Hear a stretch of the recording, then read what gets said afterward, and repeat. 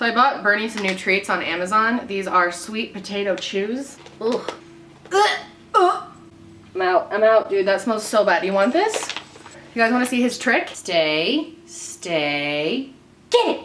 Good boy. So smart. Well, hello everyone. Welcome back to Talk Tuesday. Going up on the Tuesday.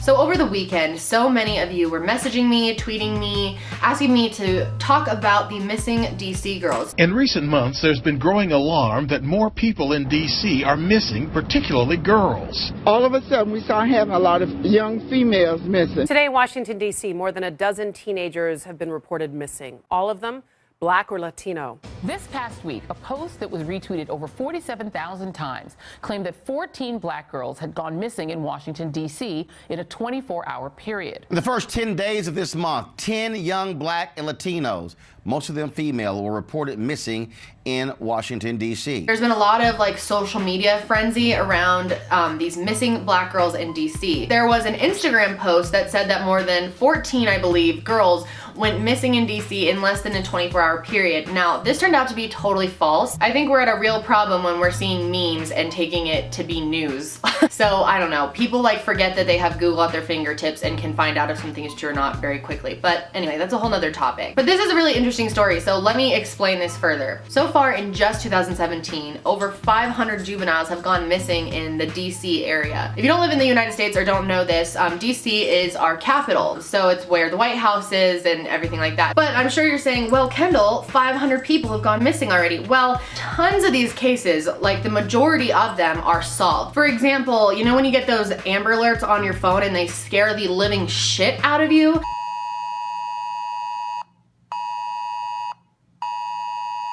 I don't know if it's on any other phones, but I know on iPhones we get Amber Alerts and sometimes they're in the middle of the night and they're like, and I thought it was like the end of the world a few times. Even though these can scare you sometimes, they're so important because the first couple hours in any missing child investigation are so important. Getting information to the public is a very important thing. However, most of those cases, the children are kidnapped by possibly a father, that a divorce situation, or there's some kind of misunderstanding. 9 out of 10 times, it's not an actual missing persons case or doesn't develop into anything. So recently there's been a change in the DC Police Department and they have new people running the missing persons unit. They decided recently on, I think March 19th is when they first started doing this, so very recently, they started posting flyers of missing people to their Twitter, and people really freaked out about this. We changed our policies about notifying the public about missing persons. Prior to 2017, we only notified the public of a missing person's case when we suspected foul play, a kidnapping, an abduction.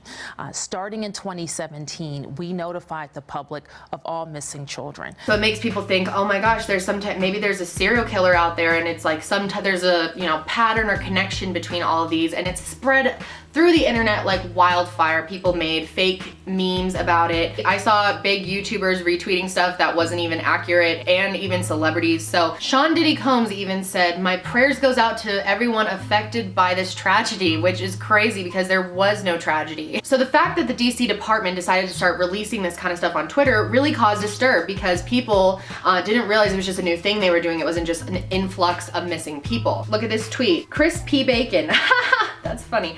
He says, all these missing black girls coming from DC and Maryland. Where is the public outcry? And the DC department got back to them and said there isn't a spike in missing people in DC. We're just using social media more to help locate them. Sorry to alarm you. And people really think the number has risen when in fact the missing persons number in Washington DC is actually going down. Missing children cases are down from the previous year. DC authorities told our producers here at AM Joy that there have been more than 500 cases of missing children and teens in recent months, but that only 22 juvenile cases remained open as of March 24th. We have no indication to believe that young girls in the district are being preyed upon by human traffickers in large numbers. The number of reported missing persons is not going up. We have no particular issue of children leaving home in the District of Columbia any more than any other jurisdiction. The difference is we're telling people about it. In 2016, we had almost 1,000 fewer reports of missing persons than we had in 2012. Any child that leaves home, 13, 14-year-olds that their parents don't know where they are. Sometimes they're with another family member, sometimes with a friend. Yeah. Sometimes they're couch surfing or roaming the streets. And what people don't realize is thousands and thousands of people go missing in the US every year. But most of these cases, like the majority of them, have been solved. In 2016, there were over 500 missing persons cases in the US. 12,903 of these people were Asian, 10,574 were Indian, 20,662 were unknown. There were over 200,000 black people that went missing, and close to 400,000 white and Hispanic people. Now you might think, wow, there's way more white and Hispanic people that go missing, but when you actually look at the population of people, there's a lot less black people that live in this country, like a lot less. So it's a staggering number for that community to have that many people missing. And this whole thing has started a real conversation about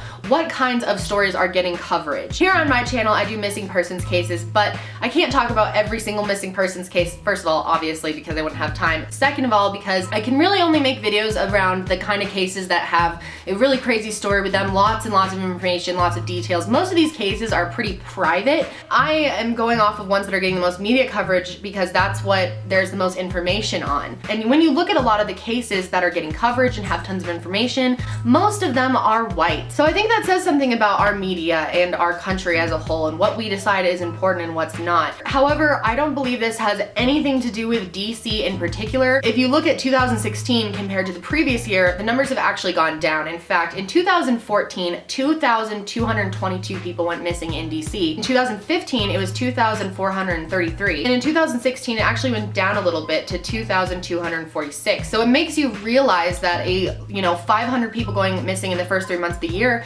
is fairly normal. It's kind of like 1/4 of the average number. So I don't think there's anything really going on in DC. Most of these cases have been closed, and stuff like this honestly kind of bothers me because it seems like people repost them much more with the idea of having something interesting to share on social media or feeling like they're doing something to help, but no one's actually doing anything. Like, how many people that shared any of those things called the DC Police Department? You can totally do that, or gone to their website or made an updated version. Like, no one does that kind of stuff. They're just like, let me share this meme. And reality is, most of the memes that are going around, most of the girls have been found in those memes. So it's kind of counterproductive. Even though the spreading of, I guess, fake news really, really bothers me, I am glad that a conversation is starting about missing people because there are an astronomical amount of people missing in this world. So much human trafficking going on. Tons of these cases do end up being like runaways or something like that. You include runaways and trafficked children and abducted children. It's all now included in one number? It's all included in one number, and all of the numbers from 2017 are children who left home. So we don't suspect